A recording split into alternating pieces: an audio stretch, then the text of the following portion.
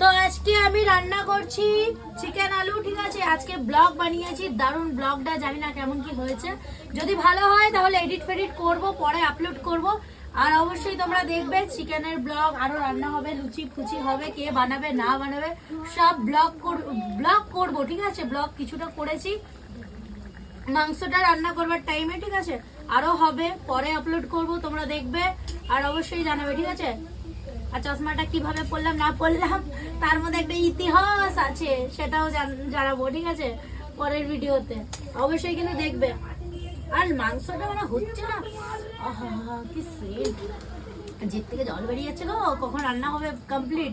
কাঁচা আছে, নাহলে এখনই খেয়ে নিতাম। কাঁচা কাঁচা কাঁচা কেউ খাইনি তো, পাকা হোক তারপরে খাবো। এখনো টাইম লাগবে, মানে 15-20 মিনিট লাগবে মাংসটা হতে। আর পুরো নরম তুলতুলে হলে না আমার ভালো লাগে, কাঁচা কাঁচা ভালো লাগে না।